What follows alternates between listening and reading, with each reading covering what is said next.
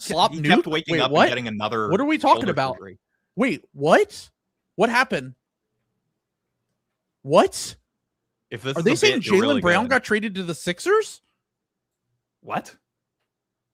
What happened? Oh my god! Oh my god! It's real. Paul George for Jaylen Brown and 2 first-round picks? Yeah. What? No way, dude. That's the real Shams. This is the ball trade. Dude, what? All right, Sam has to come on. Sam has to come on. I'm gonna face Get him out of the hyperbaric chat. Sam said I I'm want to coming be in. here when Sam comes Sam on. said he's coming. Okay. Dude, what? That's crazy. We got Jaylen. I never saw this coming. But So we that's traded all him the his Clip. value It's was. probably the Clippers picks. I think it's the Clippers picks, dude. This is Holy fuck. So I gotta say, credit. I think it was my guy Grant Goldberg probably doing the jersey swaps for Shams, but the Jaylen Brown Sixers jersey looks good. This is insane, dude. Okay. Holy shit. Sam said he's coming. I mean, he has the link, so he can come in. Oh, I am genuinely in shock. I love. Never mind. I'm back in. This is a great offseason. The Celtics have Paul George. This is awesome. I have to change the episode name now. I have to change this. I have to change You're gonna have the to break stream it into 2 parts because people literally. are actually What the fuck? I'm just in shock. I feel I'm just like in Matt shock. Moore and Ryan Blackburn in that viral clip of when the Luka trade happened, and they Yes. just kept reacting funnier and funnier. Dude, I never would have expected them to be in on Jaylen Brown in any capacity. I never expected them to make a trade with the Celtics. We got Jaylen, 2 firsts. Okay, 2 firsts for 7th man, someone said. Dude. All right, I have things to say. It's going to be very funny that Sam and me are both going to be, I don't know if I'm lukewarm on this. Here's my thing about Jaylen Brown on the Sixers, which I cannot believe just happened, by the way. I'm only worried because I think that Jaylen Brown is just going to think whatever team he goes to is his team. And technically he is there's an argument between him and Maxey in terms of who's the best available player on this team. Because Joel is just not Joel when healthy is obviously the best, but Joel is just not someone that you can rely on. I never expected them to make a move that was I guess a win now move, but I guess you do get much younger because Jaylen's 29. Paul George is 35. Under 36. We're the same age, I think. This is really this is a gut check from both front offices. This is really a ballsy move to make in your first offseason as GM of a team. Now Jaylen has 3 years left on his deal. Dude, what I literally thought that person was trolling when they said this happened. Yeah, Mike Yancey's not afraid.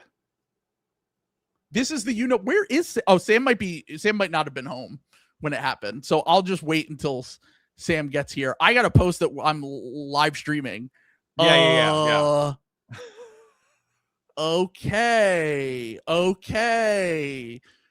right. I was going to talk about Ariel Huckporty and Dean Wade.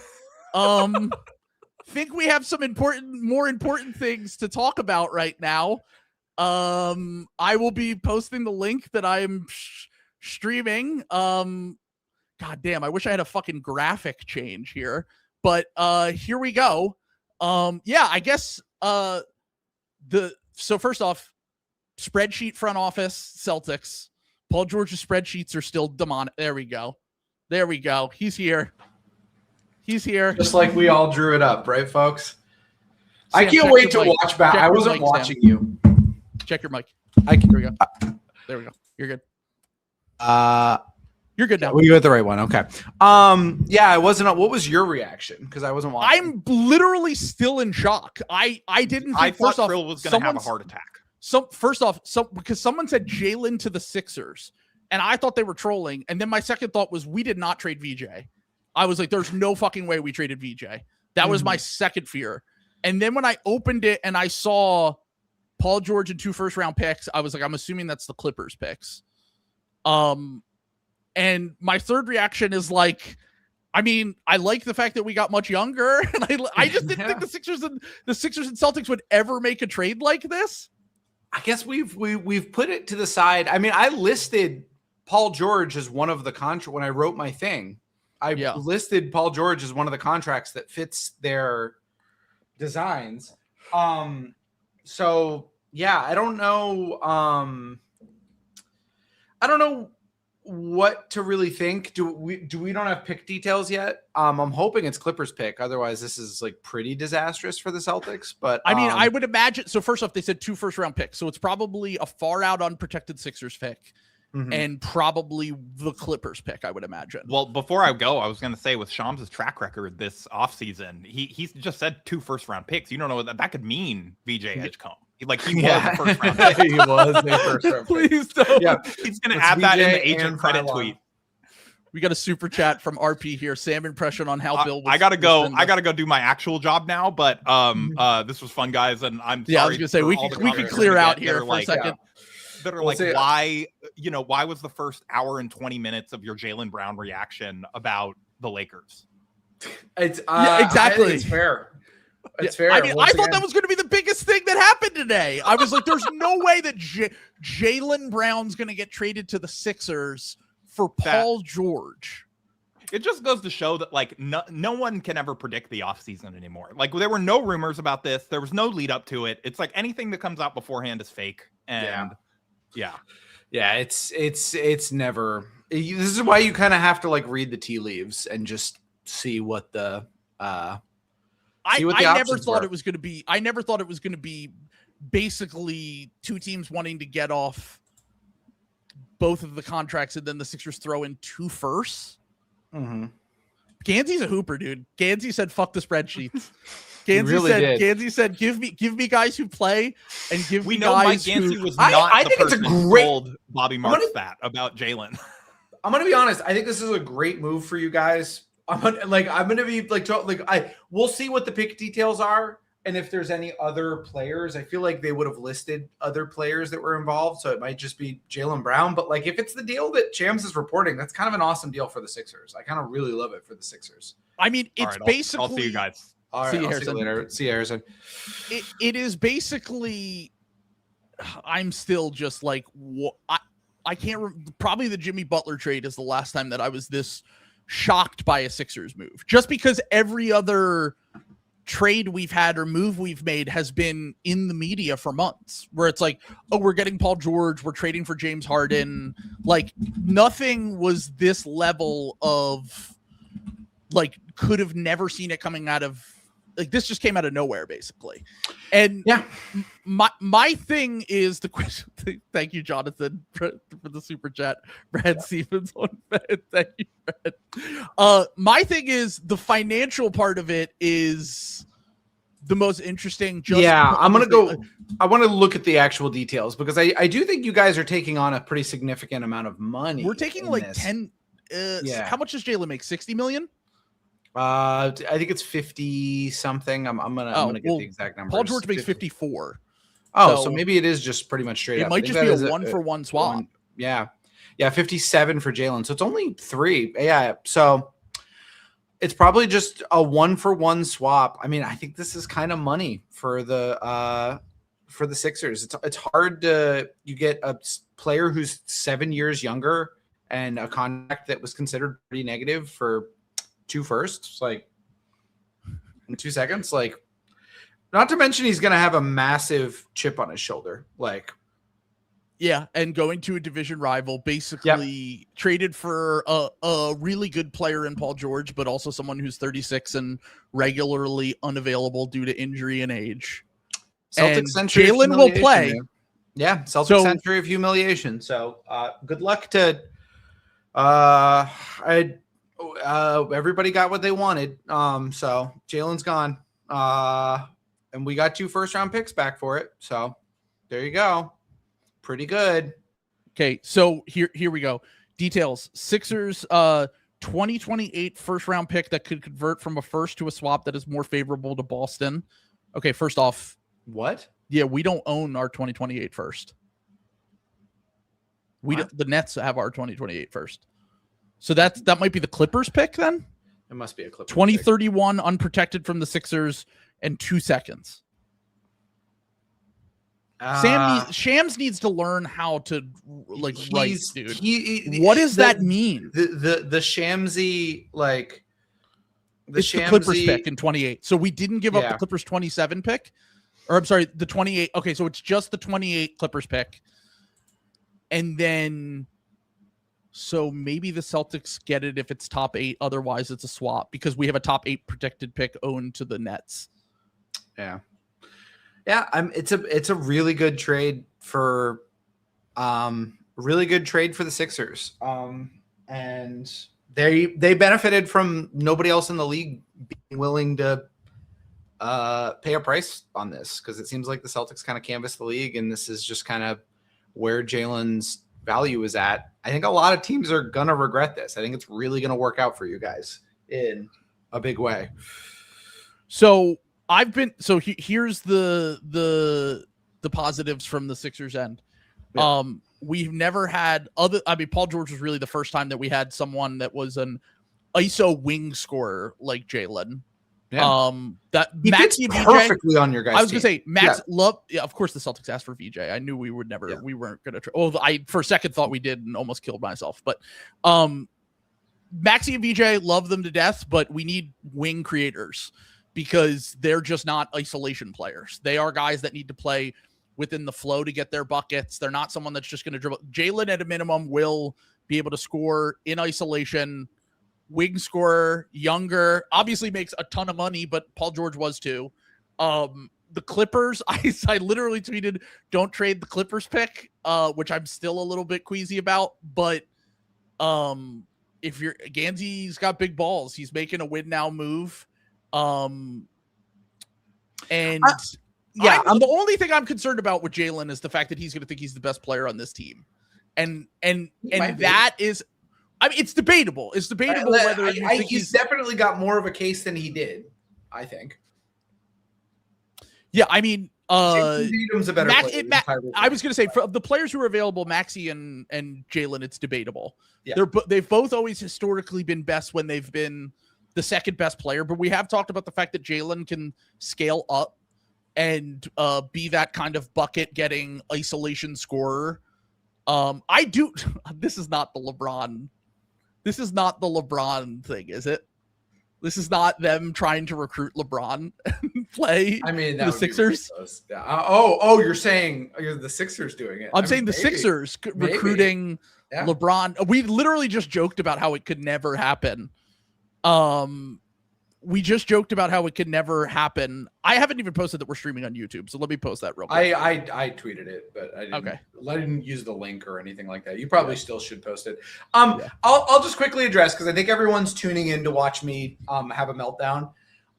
The meltdowns earlier in the week were me like coming to terms with this. The piece that I wrote before was me coping. I kind of expected something like this. I'll admit it's worse than I thought. I kind of thought that if we were getting back the dead salary, we were going to get like 3 picks in a first. Clippers picks are pretty premium. The Clippers don't really tank necessarily, but under the new lottery system, that like they're right in that zone that you kind of want your first round picks on. And I don't see a super path to them getting like a lot their better. Roster right now is like in the 30 wins for the next few years. So it's something. I mean, I would expect the Celtics next move. The problem is I kind of expected the Celtics to try to get Trey Murphy this offseason. I don't really know what the Celtics are going to do with their traded player exception now, because they can't actually use it now because they're up against they're not going to be in the tax. They're not going to be able to roll the traded player exception forward or the hard cap. So taking like a big, unless the plan for the Celtics is to flip Paul George somewhere else, like unless this is a plan to kind of, I think this is going further into Missoula ball, dude. This is someone who is like an elite catch and shoot guy that is going to be like, he is maybe. Paul George. I'm just saying, Paul George is, if your goal was to get more rim pressure this offseason, that's not the case in this trade.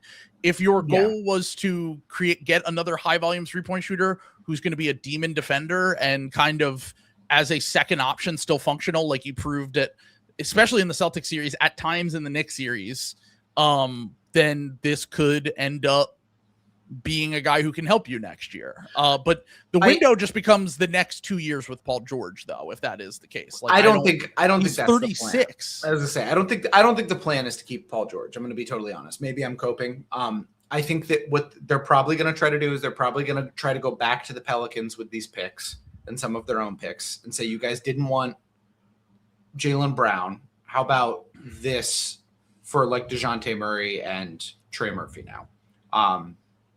I'm going to guess they're going to try some of those talks. Pelicans might still say no. I was going to say, I just feel like if that were the case, that would have been looped into this trade. It just feels like we rarely get a one. It might still be. This trade isn't finalized. Like, no, I'm just saying that it's normally when we get trades like this announced, if it's not like a Portland situation where Portland isn't, like when Portland got Drew Holiday for Damian Lillard, they weren't competing. The Celtics are in the opposite scenario of that. Normally you get those things kind of smoothed out before you announce a trade like this. A team that is win now very rarely makes this kind of trade and then turns around and flips that player, I'm saying. Yeah. Like I think that you guys genuinely, and by the way, I do just want to pull up this comment because I thought you would love this. I mean, I've been saying for years, Brad loves EPM, and metrics wise, Paul George is going to be grade out better than Jaylen Brown. There's a calculator rat case to this. I mean, I think if they keep Paul George, I think there's a decent chance the Celtics have a perfectly acceptable regular season and they win 50 games again or something like that. I'm not really interested in that. I think that this is a Celtics team that's still dead on arrival. I don't really care about them punting on this season. That was the reality once they missed out on Giannis, and there wasn't another impact star. There wasn't anybody as good as Jaylen Brown available on the trade market. So you immediately had to start planning for something else. The unfortunate thing here is you got like pretty bad value for Jaylen Brown coming off one of the best seasons of his career.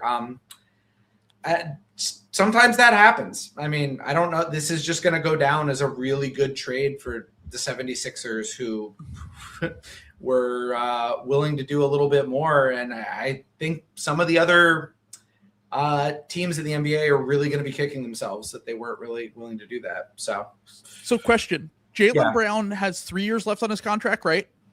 Yeah, something like that, I believe. Yeah. And he is 29 years old. He turns 30 before the season. So he'll be, it's his age 30, 31, 32 seasons, basically. I believe so. Yeah. Something like that. I have nothing prepared for this. I wish I had more of a better spiel here. If we had gotten, tea leaves that this could be happening or any sort of stuff, the Sixers were not connected to the Celtics and Jaylen Brown at all. So I did not see this coming. I mean, once again, all I said was after last year, I said, I don't think the Sixers are ever winning a championship in my lifetime because the Joel thing just went the way that the Joel era went.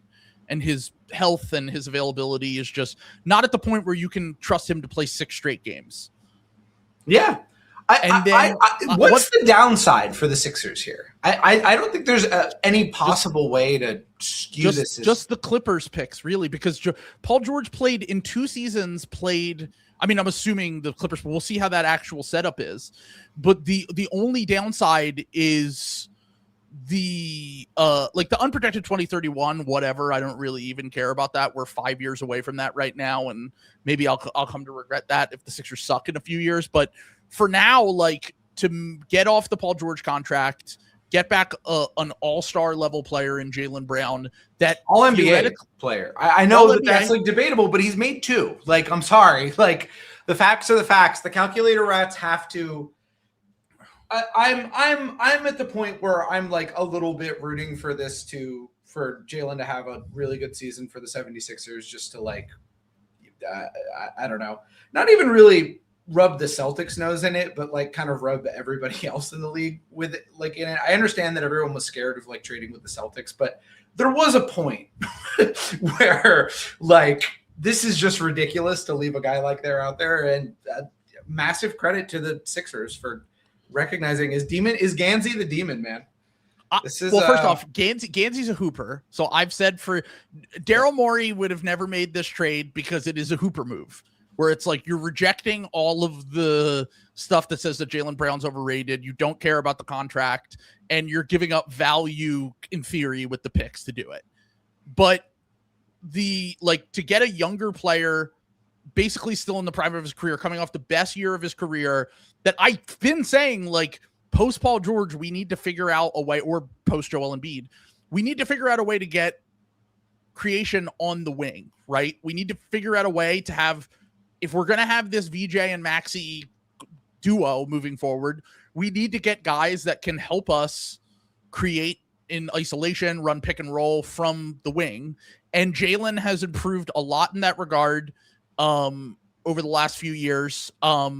I've been very up and down on my opinions of him. And obviously coming off that playoff series, it was pretty rough for him relative to where I was at on him after the regular season. But I've said, like, I just want a fun team to root for.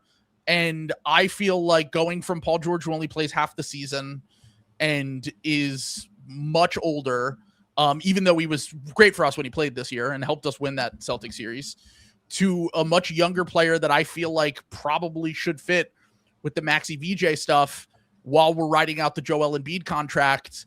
And like the rest of the team is like not great, but it's passable in an Eastern Conference where I feel like anyone has a puncher's chance. I like it. Like I'm just still in shock that all of this happened. And I feel like I never expected them to make a win now move while we still had get a move to get younger and shift it down a little bit while we still had 3 years left of the Joel Embiid contract. I don't know if that speaks to the fact that they think that Joel Embiid is going to be less available, or maybe they just think you can't do the Paul George and Joel Embiid thing because neither of them are reliable to be available. And at a minimum, you're going to know that Maxey VJ and Jaylen Brown are going to be able to play 80% of the games or whatever it is. Knock on fucking wood, having said that. So, Jaylen Brown is the best player traded this. Well, Giannis got traded this summer, according to Bill Simmons. I still think Jaylen is not as good as Giannis. Let's pipe down. He might be more impactful next year. I think that's a solid bet. I think that Jaylen Brown might be the most important player traded this offseason. Giannis is in Siberia, dude. Basketball Siberia. The Heat aren't doing anything. Like they've completely fucked up their offseason if they wanted to compete this next year. They're operating like they want to compete the year after next with the Wiggins thing and all the stuff that they've done. Also, he's gotten hurt like a million times. You guys got Jaylen Brown is going to play. He's not the injury risk that Paul George is. That's the big thing that I feel like that's the reason why they made this trade, was because Jaylen. The reason they made this trade because they got absurd positive value. What are you talking about? All right, just go off. I think. What do you mean? That's why they made this trade. This is a dead. I didn't think. Literally everything that they dictated was that they were just going to ride out the next 2 years and then make moves from there. Because there's no point in trying to salvage this window. I mean, but this is the thing is an all-NBA player was available for 2 first-round picks and a literally negative value contract. That's why they did this. I understand like that this isn't necessarily the timeline they did. It's a little bit ironic because the reason the Celtics weren't willing to pony up the assets to get Giannis because it didn't quite fit their timeline, so they didn't include like Hugo and Baylor. And they were like, yeah, we'll just roll with our shit. And the Sixers were more open to that. We're more open to kind of laying that out there for them. And I think it's a massive move for them. So it's the best of the Clippers or Sixers pick in 2028 because the Sixers have a top 8 protection on that pick that they owe to the Nets. So if that pick ends up being the Sixers pick in the top 8, it goes to the Clippers, or I'm sorry, it goes to the Celtics. So the Sixers still get a pick in that draft, is what he's saying. So they basically gave up potentially a pick swap and their 2031 pick to make this happen. So I'm Jesus Christ. I'm looking at the games played for Jaylen Brown from the last 4 seasons: 66, 67, 70, 63, 71. They clearly want guys who are gonna play the actual games, and they're rejecting all of the consensus about what Jaylen Brown is and what his contract means. And like you said, they are getting off a contract that is undesirable in their own right. Because I kept saying if they were going to trade Paul George, they have to take on worse contracts and get back value. And that's basically what the Celtics have made the estimated opinion of, is that like, we are going to still be good with Paul George next year. I can't believe this is real and happening right now. I'm still in shock 30 minutes later. That they're making the estimated thing of Paul George will be good for us, and we have more quote unquote flexibility to make other moves now with these picks. Yeah, I mean, the Sixers are, I think the Sixers are kind of in the mix now. I think Toronto's probably too. The Knicks are obviously the favorites. I don't see any reason the Sixers shouldn't be coming to next season as the 3 seed. I understand VJ is young. I understand that Joel Embiid is kind of the ultimate wild card that kind of shifts from like, week to week. But I mean, they're one of the most talented squads in the East. Like nobody can really go band for band for that with them. Like they acquired 2 NBA champions today. Yeah. They did the finals MVP and Ariel Hukporty. And Ariel Hukporty, man, like they've got them both on the team now. This is why this is the greatest slop season of all time. I thought I was going to talk about Ariel Hukporty and Dean Wade and all of these fringe moves that were made today, and 2 all-stars. Well, I guess Paul George, much former all-star at this point, but 2 at least Hall of Fame players were just traded for each other in the middle of VJ reposted on his story. Let's go. I just like, I don't think people are, I think people are still deep in their calculator rat cups about this. It's funny that this happened to the Celtics, and like, obviously the Celtics fit like wasn't good.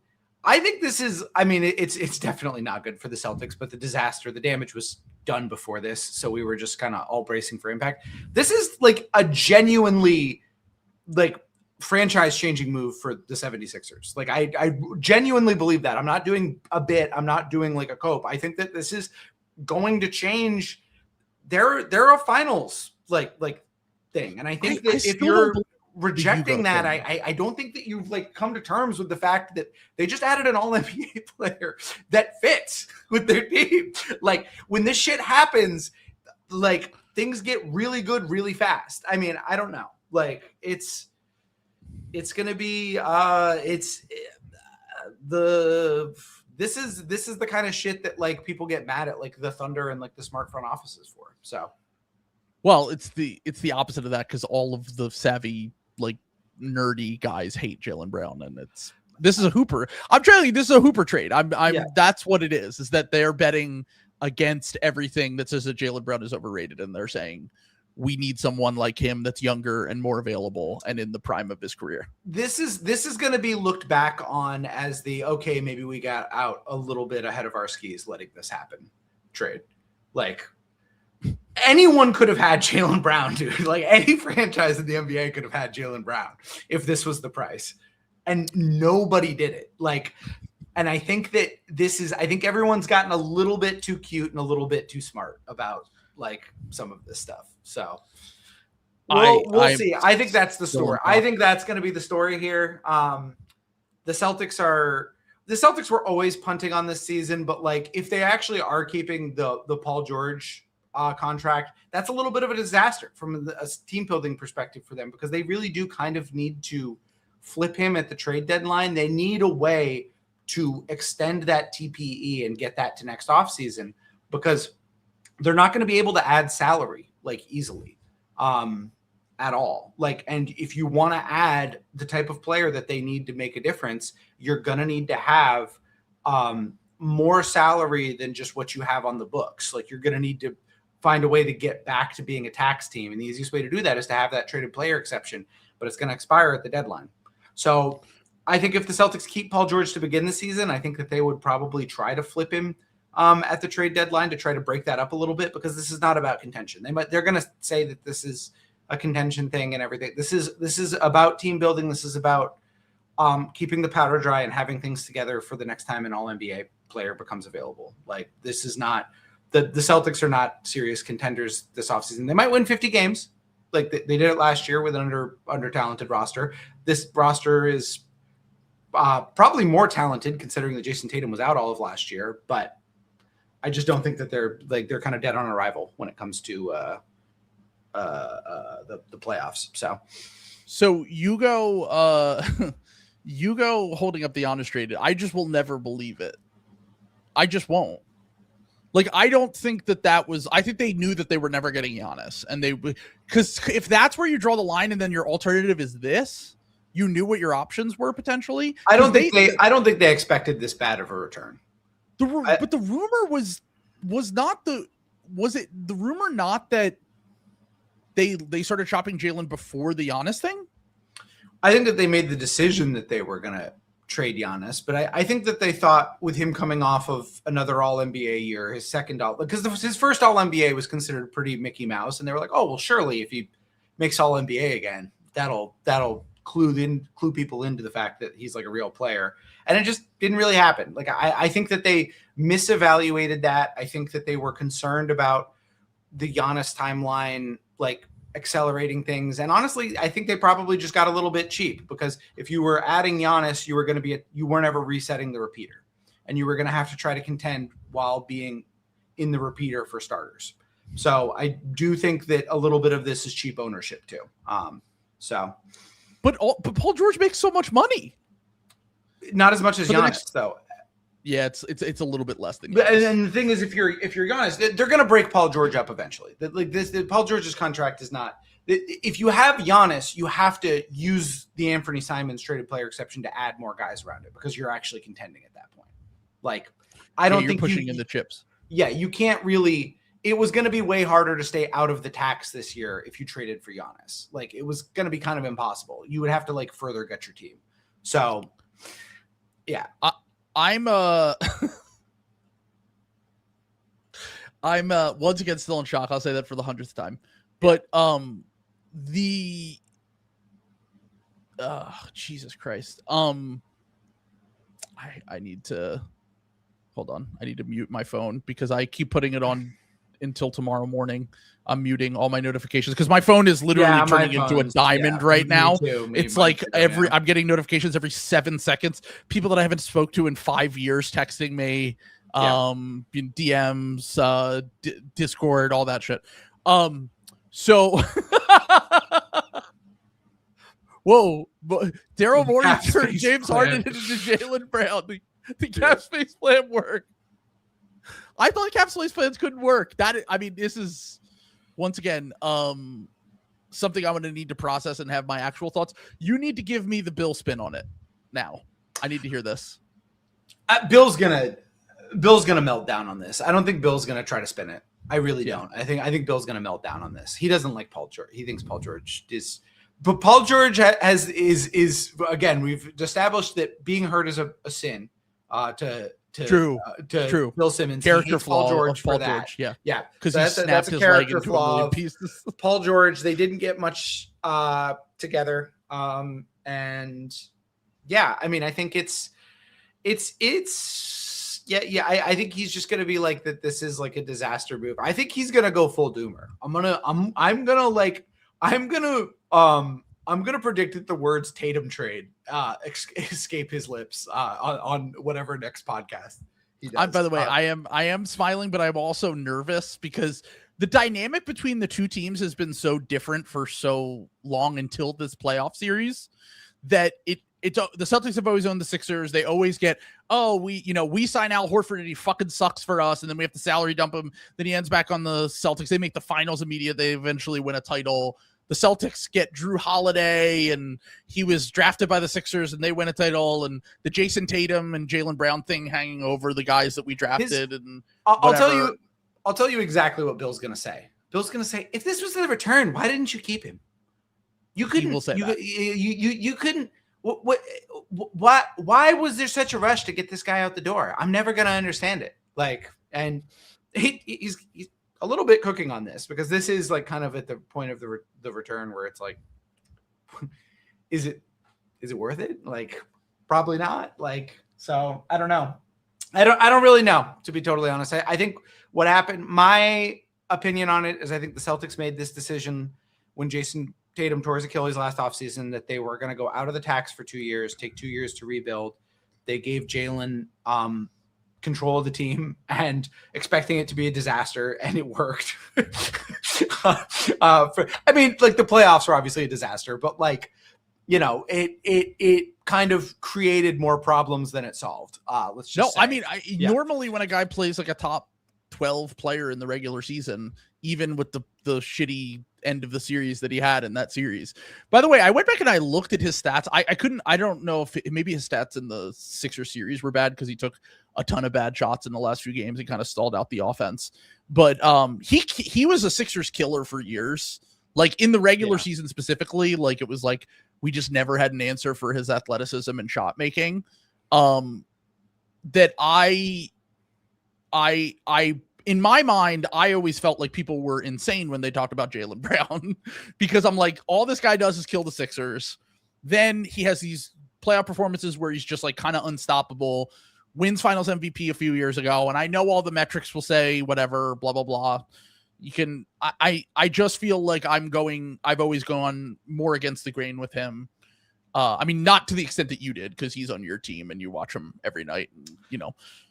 I think you're going to see it. I think you're going to join me, like, when he's an every night player for you. I think you're going to understand a little better. Like, well, there's some I guess frustrating stuff, but like, that's the question: is if you go back last summer, do you trade Jaylen and or Derek White and try to tank and then have this second window instead of doing what you did this year? But also, they would have had to blow up most of the team to get to the point where they would be bad enough to get a high pick.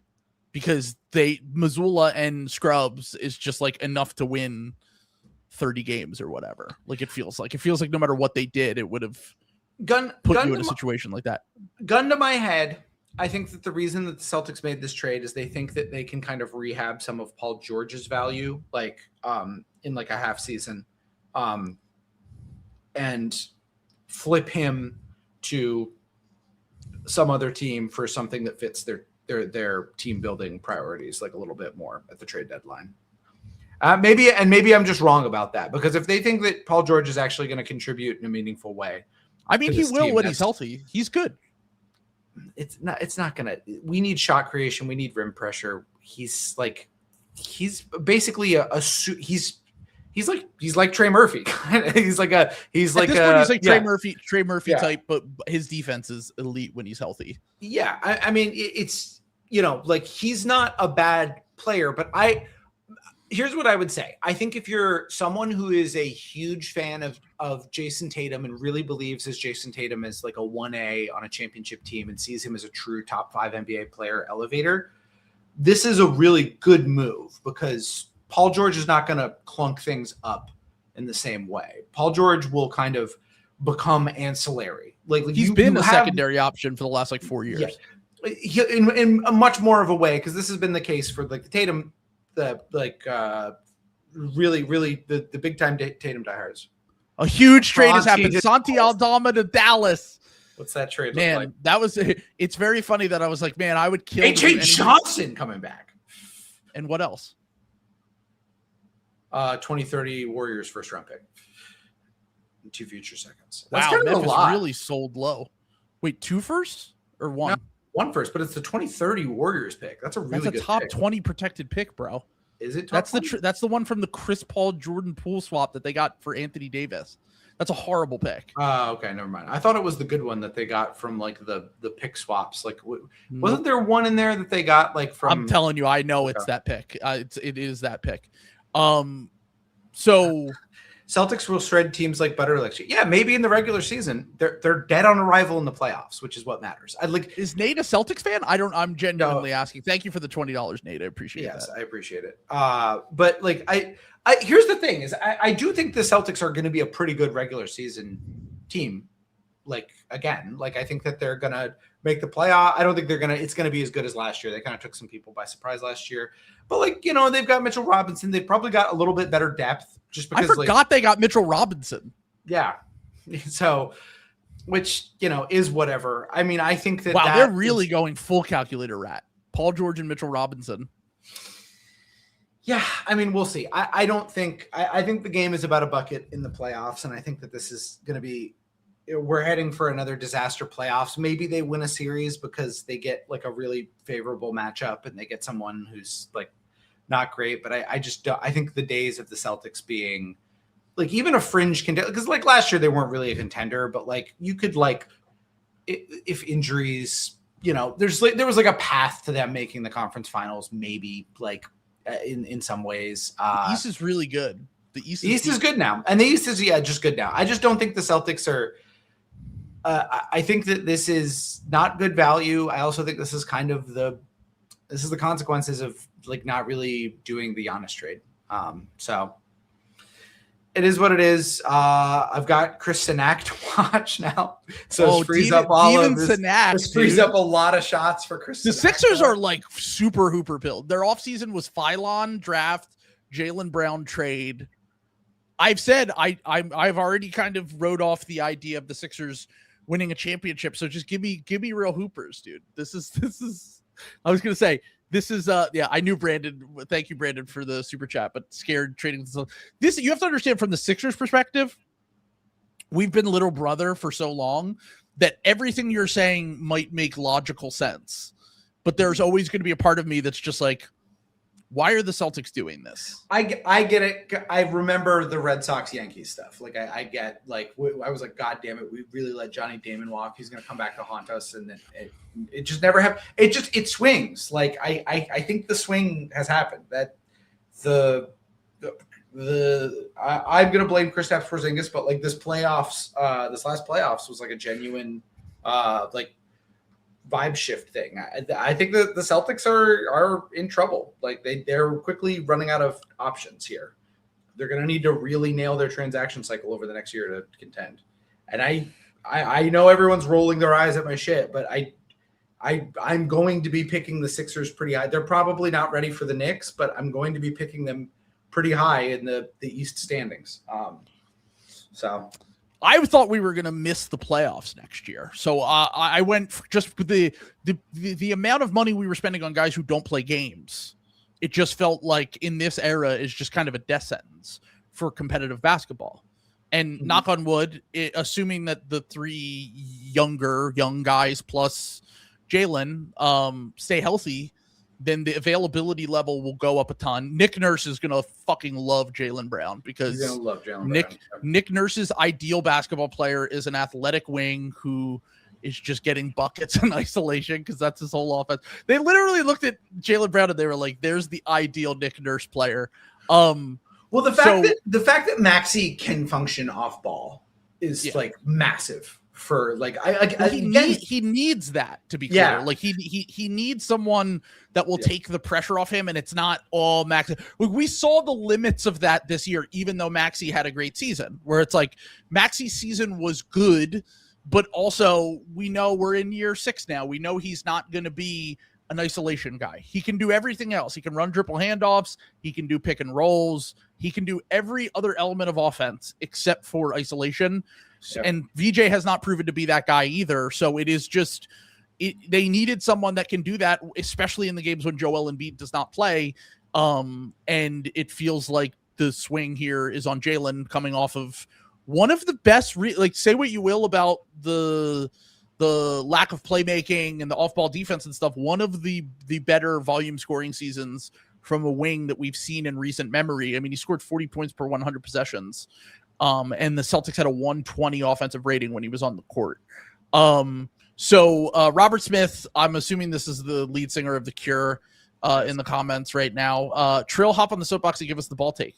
This is basically the Sixers will, I think, just from the pure basketball perspective, I think they will be a much more entertaining watch in the regular season. We won't have to worry about guys being in and out of the lineup as much. Between all of the ball handlers in VJ Maxey, Phylon, and Jaylen, combined with whenever Joel can actually play, that's just a ton of offensive talent. Like, that's a ton of offensive talent that it, at least in a vacuum, I think fits.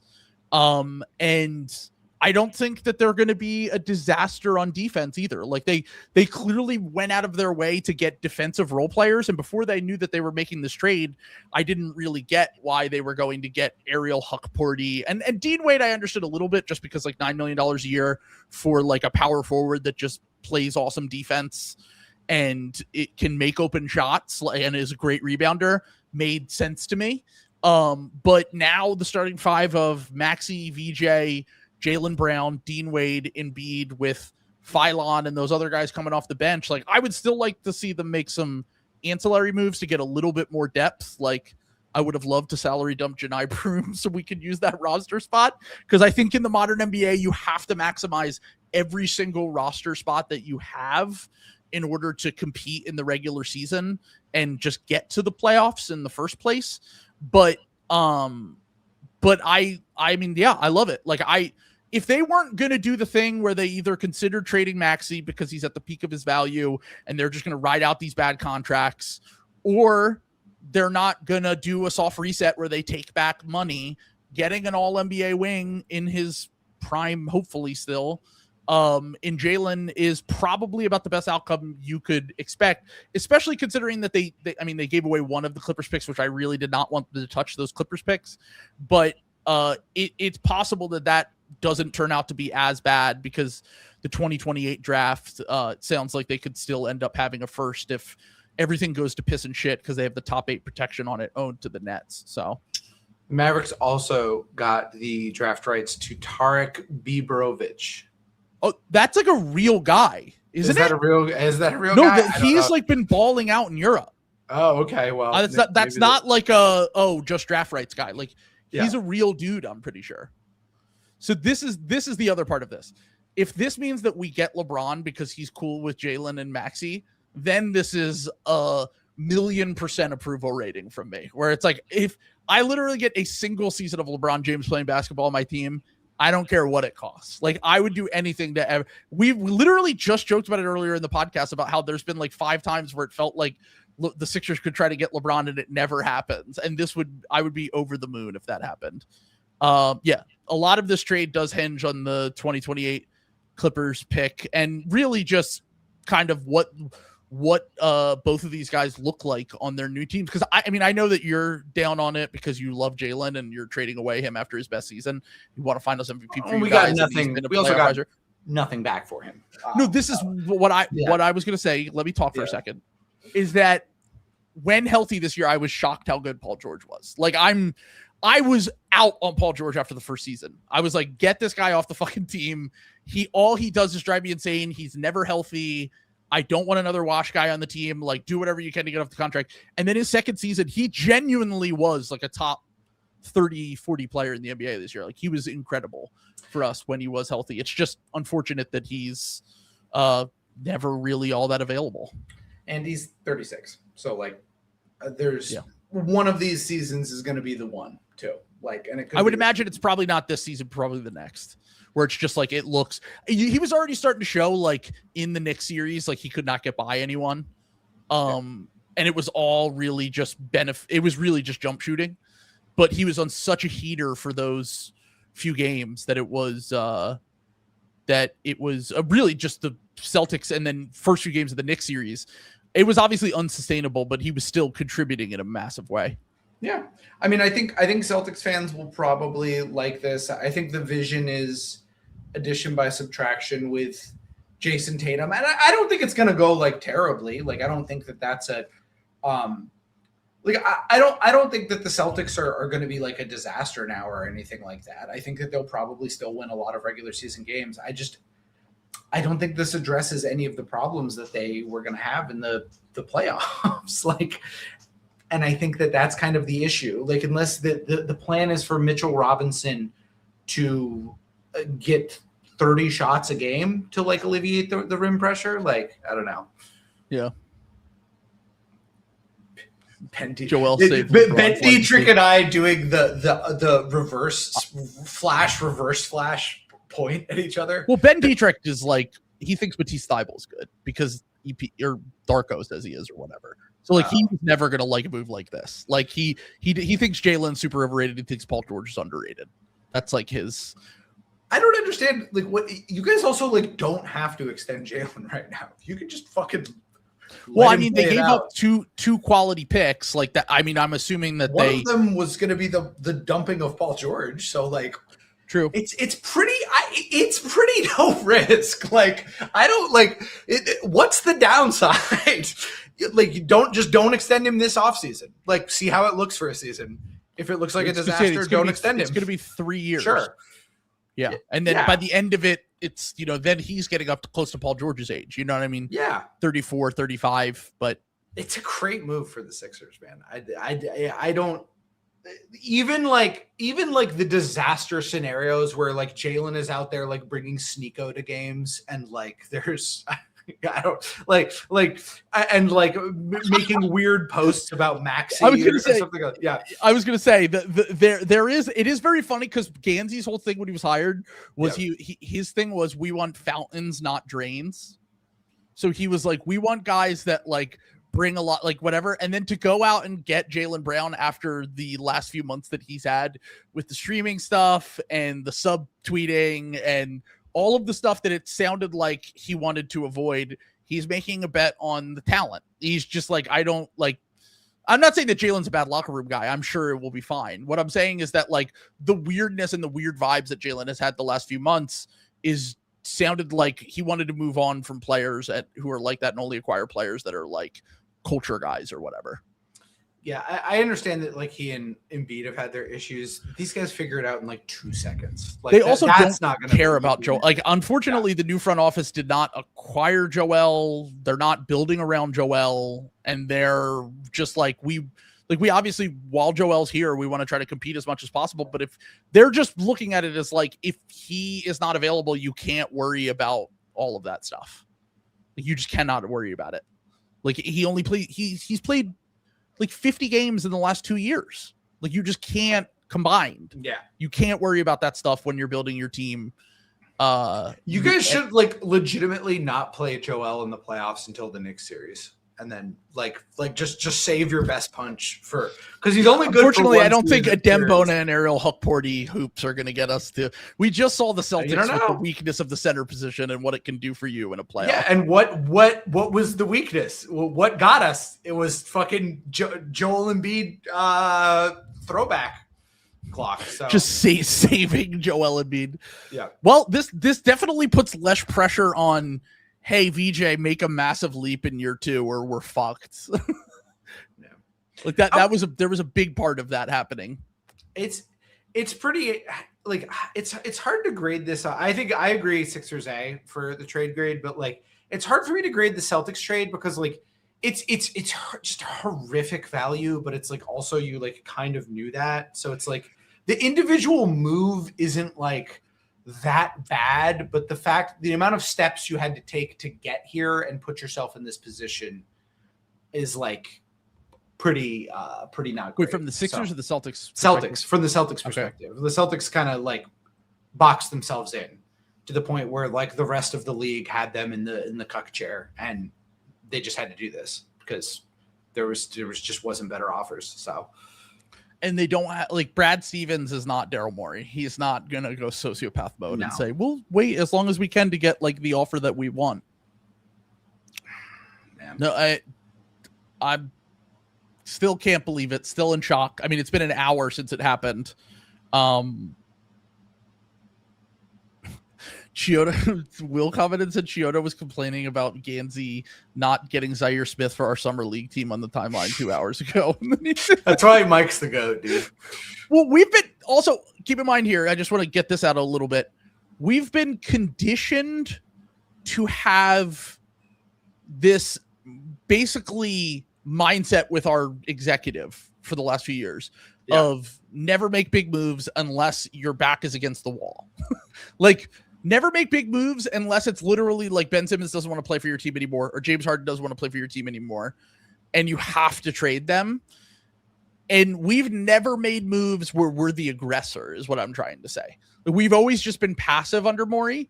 And while we had some success with that, it felt like even if this move doesn't work out for the Sixers, I am glad that we have a GM who is just like, fuck it, we're going for it and making moves that will potentially help us in the next few years, instead of just sitting on his hands and hoping that everything works out with fringe moves and loading up the books and not pushing in the chips during VJ's rookie contract and doing things that like Morey just would have never done.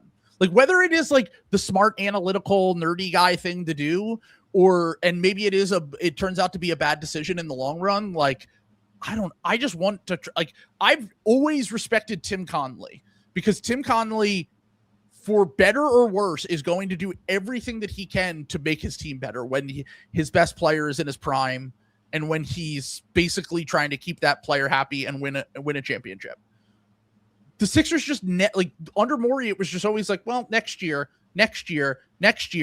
And now they're being aggressive and they're trying to build a real team, and they're not selling the fucking, they still have the 2029 Clipper swap, I believe, is one pick that we have left.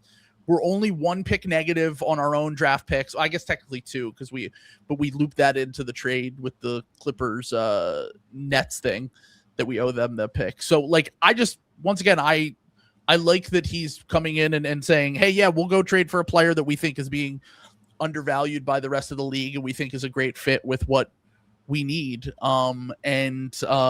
Fuck it, we ball. Ganzi's a hooper, dude. It's very funny that he is the guy that discovered Dean Wade, because Dean Wade is the least hooper player I've ever seen. But to have Phylon and Jaylen Brown as your two big moves, and then also having been in Cleveland and all the kind of hooper guys that they've tried to get through, Donovan Mitchell, drafted Darius Garland, traded for Dennis Schroeder at the end.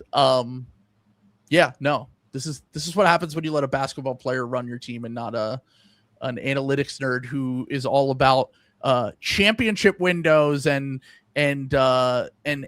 title equity instead of saying fuck it, we ball. Oh God, it's something else. We're not going to have the number one again. The Celtics are going to be fine in the regular season and be embarrassing in the playoffs. Like, this is what is going to happen again. I don't think the Celtics are a regular season wins machine, man. There's going to be victory laps on the timeline from, see, this is why you needed to get rid of Jaylen Brown, because it was like bad. They're going to win 60 games next year.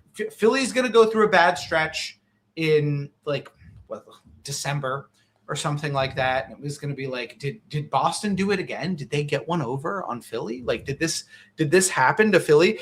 And then we're going to get to the playoffs when you need to have different ways. You need to have different ways to like leverage shots. You need to be able to score in isolation. Like, that's the thing with Cat and Jalen Brunson is they can score in isolation, and you can't just have one of those guys. Like, and the fit was not great for the Celtics, and Jason Tatum was coming back from an Achilles injury last year, and they just didn't have a lot of talent around it. And what are you laughing at? Just my cope? Or I texted you a tweet I need you to read from Cousin Sal. Okay. Friend of the pod, Cousin Sal, tweeting at Bill Simmons. Bill, pretty good. Yikes, Bill Simmons. I guess Toscano's was closed.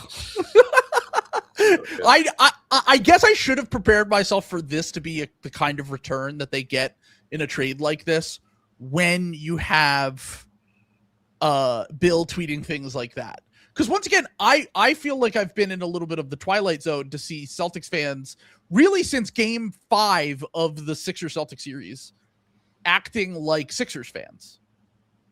Where it's like I've always been we're fucked, like woe is me, da da da, blah blah blah. We've done that for years, and it has felt like we've stepped into another dimension. With obviously the Knicks, us getting destroyed by the Knicks and them winning the championship aside, where like that's something that a desperate Sixers fan. That's not something Bill Simmons posts. Yeah. I agree with Data Baller. The Celtics are going to be good in the regular season. Yes, they're going to win 60 games, and then it's not going to go well in the playoffs, which is what everything's based on about all of these things. This is the calculator rat Babe Ruth call, pointing to the stands like you did in the preseason with your Celtics finals pick. This is what I'm gonna see. Tom, you're really frustrating right now.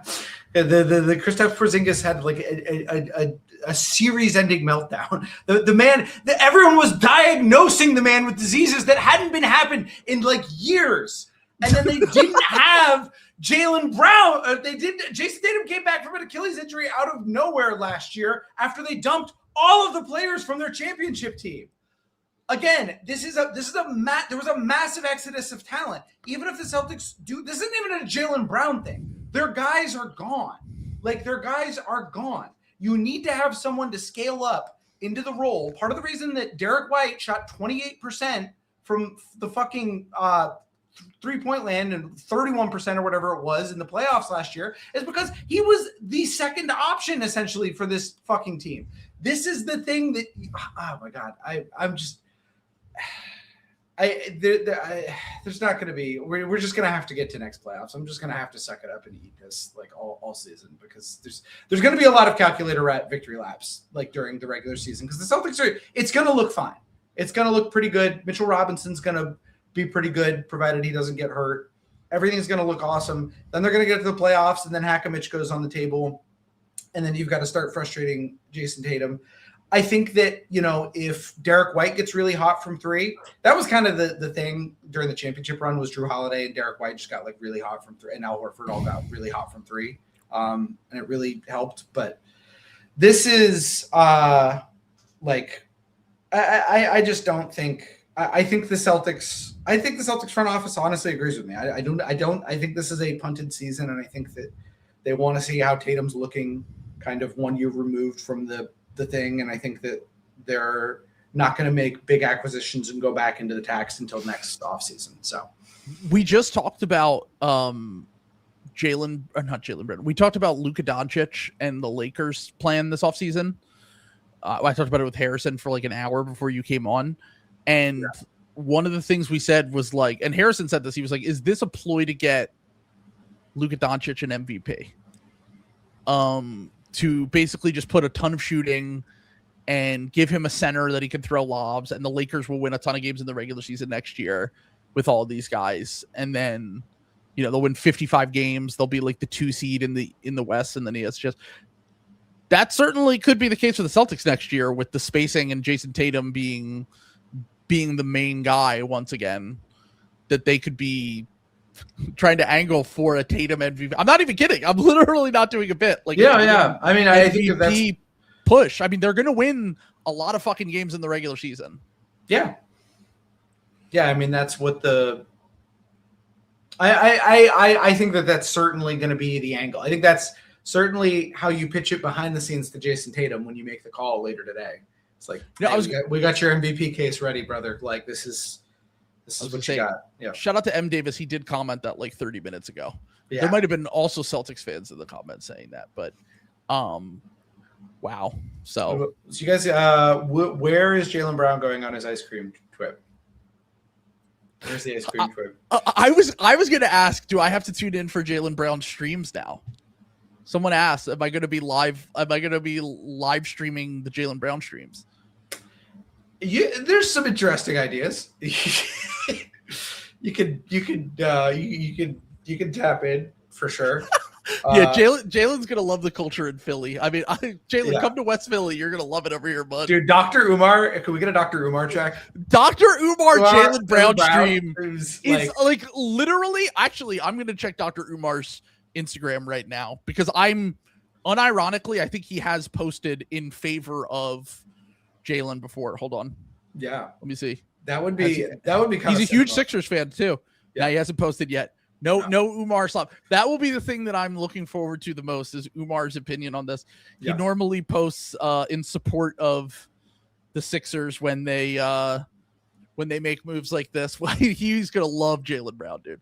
Yeah, Jaylen, come on the stream, dude. Come on the stream anytime, brother. Yeah, let's do it. Or I was gonna say I will absolutely live stream a Jaylen Brown live stream. I am still. I have a mix of emotions right now that I still have not been able to fully process, but yeah, Sam, you don't have to stay on any longer if you don't want to. I mean, it's I will probably go kill myself now. I kept it together long enough to wander out of the frame, and you can hear one gunshot. But I don't know. It is worse. It's honestly a worse trade haul. I'm trying to put on a brave face. It's worse than I thought it was going to be. Like even with me kind of like grabbing my hands for it. I'm kind of coming to terms with the nauseating posts I'm going to have to deal with all year until we get to the playoffs. But it will be what it is, you know. Who cares? I've just gotta take the grill pill, man. A lot of teams don't win 54 games. I just gotta enjoy winning 54 regular season games. Chris Stanak will put up some threes. The St. Joe's kid, I like. We brought Amari Williams back. It wasn't all bad. Who's the St. Joe's kid? Mitchell. Or the St. John's. St. I was John's. like St. Joe's has sorry, pro not St. Joe's. Yeah. Dylan Mitchell. Dylan Mitchell, yeah. So yeah, fuck it. I don't know. We got Amari Williams. Amari Williams is on the team. Let's go. There you go. Yeah. You know what? Actually, I'm not. Killing myself canceled. Hugo Gonzalez, most improved player next year? Let's not push it. Amari Williams is gonna be great.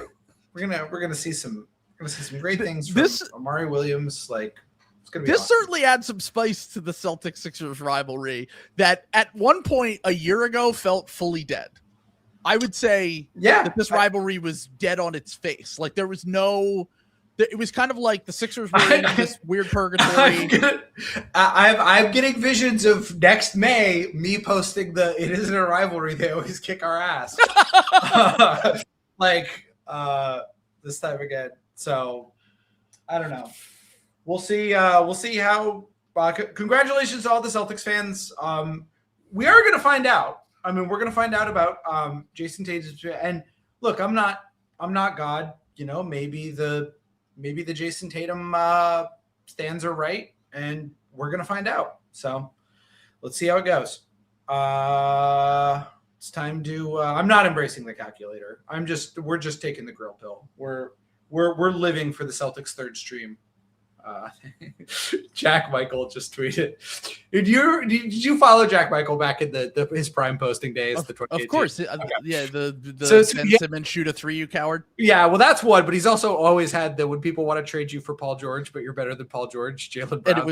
And it was also Kawhi Leonard, Jimmy Butler. He had all of them, we brought that one back when he won the Finals MVP. But He just quote tweeted. He's on private now, so I can't retweet it. But he quote tweeted would people want to trade you for Paul George, but you're better than Paul George. Rest now, brother. We have the watch. We'll see you in Valhalla. Really good. Really good. All right. I'll see everyone tomorrow. I have to go to work tomorrow, and do I at least get some aura points for correctly calling that today it was going to be the trade? Did you know any details or no? You just I didn't know. I heard that they were going to make a decision to say. I heard they had their offers and they were going to make a decision today. Was what I heard. Wow. I didn't have any detail. I did not expect this.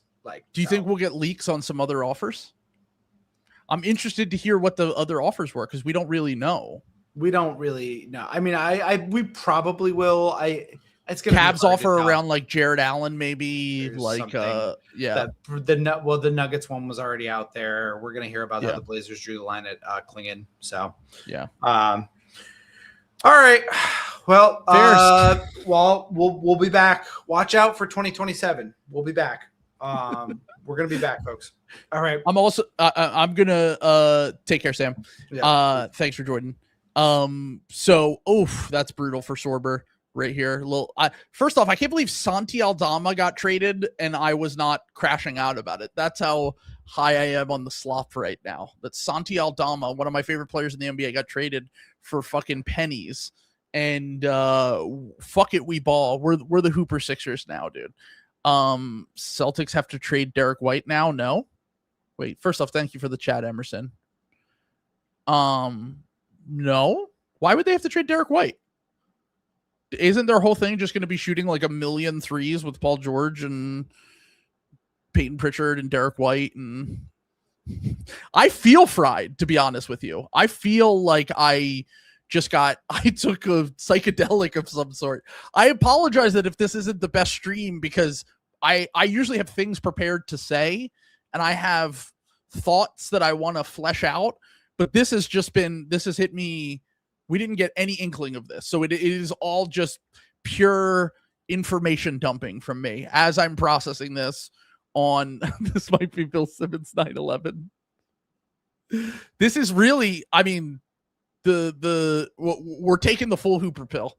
VJ pick, although VJ, I guess Ace would have been the Hooper pick. VJ to Phylon, Sixers beat the Celtics, trade, get off the Paul George contract, get Jaylen Brown. Phil going live tomorrow so we can get Hench and his dad on. Let's go. I mean, I'm assuming he'll do an emergency stream for this on Netflix or something. This seems pretty. AJ Brown for Jaylen Brown seems like a fair deal to me.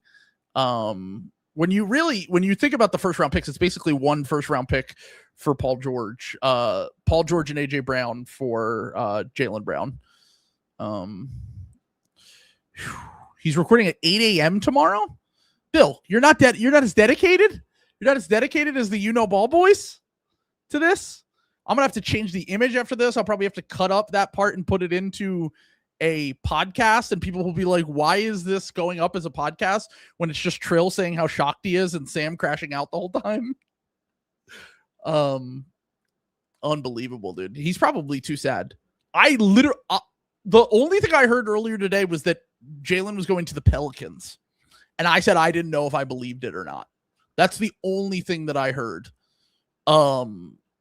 So I am just as shocked as all of you. I didn't hear that they were interested. Gansey doesn't leak, dude. He does not leak. That's the one thing that he does not have a leaky stream. Also, bye P. Take care, P. Peace out to P. Yeah, Ben Simmons and LeBron James. Vet mids next. Talk soon. That's a very good point. I don't know how they're going to break this to Deuce Tatum. Uncle P. Jesus Christ. I was going to say this is a trade machine fever dream. It really is a trade machine fever dream. If Paul George does, get another suspension next year, he'll be very fresh for the playoffs.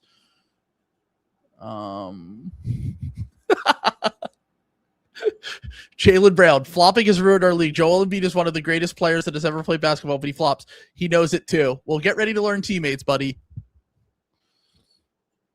Oh my God.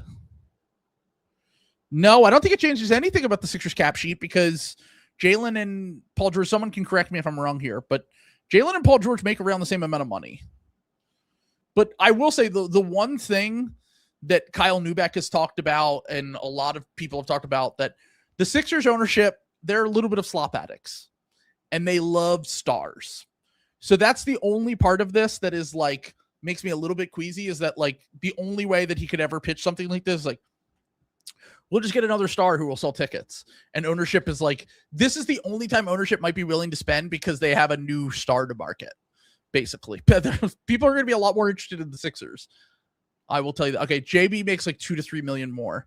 Well, we lost Kelly, and then we replaced that salary and Grimes. I think that we actually have someone who's better with cap sheet stuff will be able to tell you how close we are to the tax and stuff. But they're definitely going to be within the range where they can dodge the tax. I can guarantee you that. I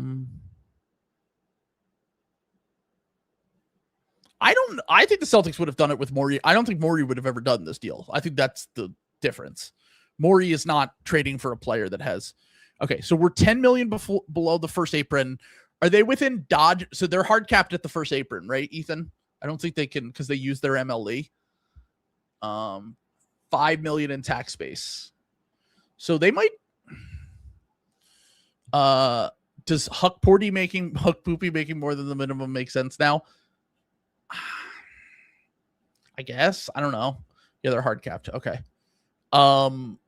Yeah. Okay. So yeah, I mean, Huck Poopy might end up being one of the tax dodging moves if they do. They can't get LeBron for 15 million. That's not how it works. They use their MLE already. They could give LeBron the biannual exception.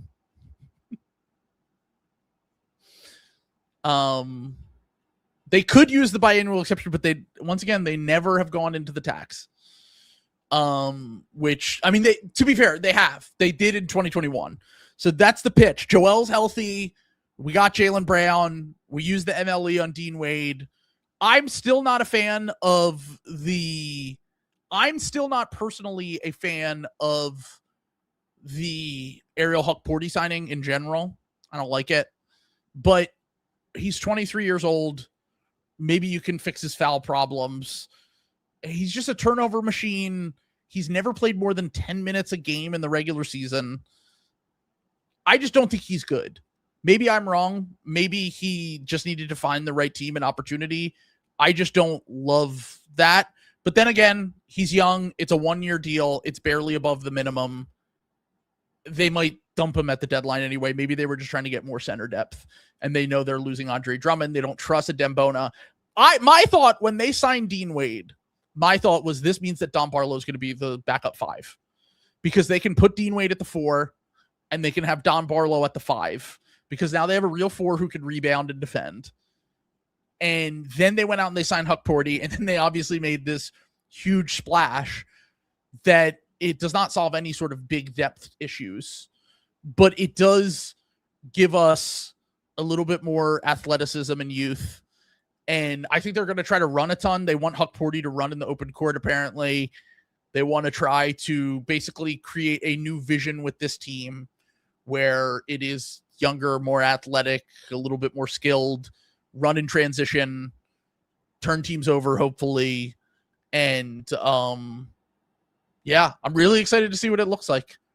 Really excited. I might have to go to the first game when Jaylen Brown makes his debut. I haven't been to a Sixers game in like 4 years at the game. I want to stream though, because that will be like an exciting thing to stream for. So you're telling me if Jaylen retires in 2 years to be a full-time streamer, then I'll be excited that we got off the Paul George contract for only 2 first-round picks. I can't believe they traded the Clippers picks. I thought they were going to hold on to that forever. Thank you, Uncle Michael, for commenting there. $2 super chat. Appreciate that. Yeah, and I agree. The Sixers and the Celtics making a trade for real players, not just like financial stuff. They never have really traded with each other. Although I guess maybe the Celtics and the Cavs had a better relationship, or Gansey knew people there. I don't know. Ariel Huck 40 was a +4 in the NBA Finals. He's played more NBA Finals minutes than anyone on the team except for Jaylen Brown. I just found out that Paul George has a Bored Ape NFT as his profile picture. Somehow makes this trade worse. Emerson.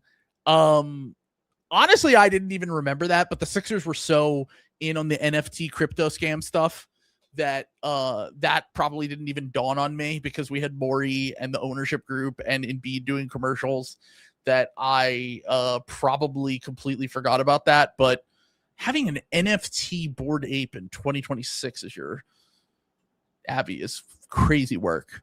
Feels like that obviously did not work. Wow. Boycotted the games, and this might be okay. Now show me, someone send me what the group is for the Sixers in the NBA Cup. Because I know people were very tuned into that.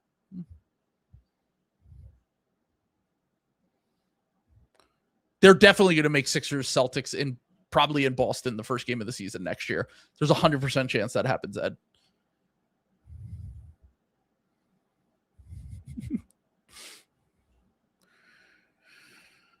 So they traded it's a complicated thing, but basically if the Sixers are really bad that year, let's say everything falls apart in the next 2 years, the Sixers have a top 8 protected pick that they can send to Boston, and they would still get the Clippers pick from what I understand. But if that pick is just the Clippers pick, if the Sixers aren't a disaster. So they gave themselves a little bit of insurance, I think. I could be wrong. Keith Smith tweeted out all the details. It was very confusing, but please bring me LeBron. Come on. Maxey and Jaylen Brown, start recruiting right now. Bring me LeBron. 1 season, final season, LeBron in Philly. VJ, LeBron, Embiid, Jaylen Brown, Maxey, and Demon Dean Wade with Philon off the bench. Please. Is this the most shocking trade since the Luka trade? Yeah, because we didn't know anything about it. What trades have we had since then that were like players in their prime that we didn't know anything about? Like, we didn't know that the Sixers were connected to the Celtics or Jaylen Brown.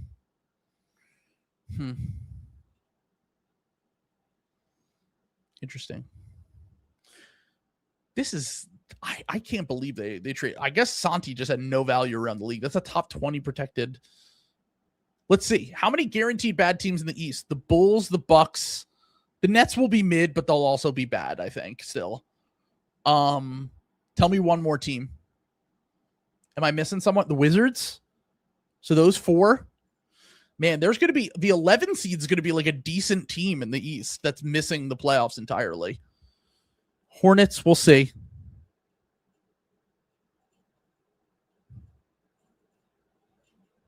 I was going to say, yeah, even the LaMelo trade, we knew it was going to happen. I would say this is the biggest shock. I mean, I want a clip that I don't think the Hornets are going to be as bad as you guys do. I think they're going to be pretty, like, I think they're going to be like around the play-in range. They just have so much shooting on that team. But they also did take a step back. Oh man, the Celtics. Yeah, I'm sure of it.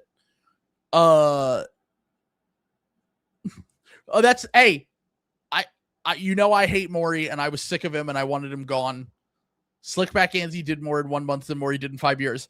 I will always give Morey credit. In the first day of his tenure, he did a lot of shit. He was not this bold, but he did a lot of shit in his first day at draft day. That was it.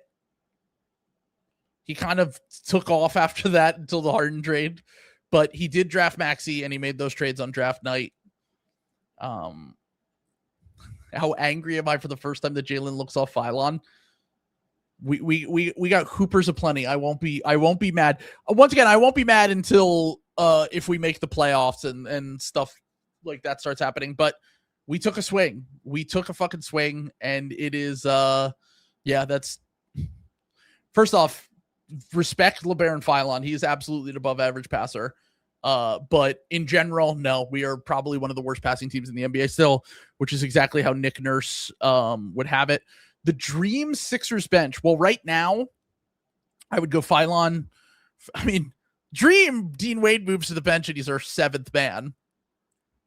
And we sign LeBron James. But realistically, Philon, the guys I like on the bench, I like Dalen Terry more. Like, I think Dalen Terry is better than Justin Edwards. So I'm hoping that Dalen Terry can be like our 8th man.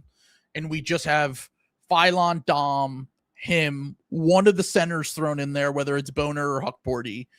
And then further down the line, like, they're probably just going to sign vet mins. Maybe they sign like Josh Okogie or Aaron Holiday, one of the Rockets guys that they don't keep. Salary dump.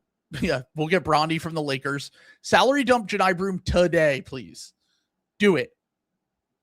Open up a roster spot. That is just a burnt. Jabari Walker's a fine deep bench guy. I'm hoping that they don't keep. I hope they don't keep burning roster spots on players we know aren't NBA players. And I knew Kyle Lowry was not an NBA player last year. I knew Eric Gordon was not an NBA player last year. And I knew Janai Broom was not an NBA player last year. Even Justin Edwards is fine to be like your 14th man. I would love to dump Janai Broom and try to go get, whether it's a Kentavious Caldwell-Pope on a buyout or it's one of these free agents that's hanging around. I would prefer that to get a little bit more depth. No, Eric Gordon and Kyle Lowry are gone. I would imagine we get one of opening night or Christmas Day between Celtics and Sixers. I think they'll probably put Celtics Knicks on Christmas Day. Or maybe they'll do a rematch of the conference finals, Cavs Knicks, on Christmas Day. But they usually do. That's usually one of their big games. Although the Celtics get a Christmas Day game like every year, basically. Are the Sixers a sneaky Beal team now? I mean, if he wants the biannual exception, I would rather not sign Bradley Beal. I'm good. I'm chilling. Like, I think that the Heat should try to sign him just because they don't have guards. But, like, we kind of just have guards. And, like, Jaylen is basically a big guard. Like, he's a wing, but he's guardish. Would love to have Nick Batum back on the minimum, although he's way too old. Yeah. I mean, there are really no centers out there. The Huckporty thing is fine because the center market is just dog shit this year. Like, go look at the free agents that are centers. Like, tell me who we would have signed that is better other than my demon Charles Bassey. I would have liked them to get him on a vet min, but if it costs $3.5 million for him to leave and they take a flyer on a young guy, whatever, it is what it is. Like, I'm not crazy about it, but it is what it is. Will Bona finally have someone who can throw him lobs? Can he learn how to catch lobs from Phylon, please? And Jaylen Brown can throw lobs a little bit too. Tony Bradley. Yeah, they're not bringing Drummond back. Jordan Hawkins? Did they cut him? I don't want Jordan Hawkins. Jordan Hawkins is not I didn't get why he went as high as he did in the draft. I'm good. How much will I miss Kelly? I mean, I love Kelly as a person. He frustrated me to no end as a basketball player. And we basically just got the Kawhi Leonards of Kelly Oubre's and Jaylen Brown. Like the peak version of Kelly Oubre, basically, in Jaylen Brown. So I'm sure there will be plenty of moments going into next year where I'll have a lot of happy moments and a lot of sad moments. Not sad, frustrating moments, I should say. Is Jaylen Brown automatically the best wing of our lifetime? I feel like it was Paul George by default before. No, Jimmy Butler.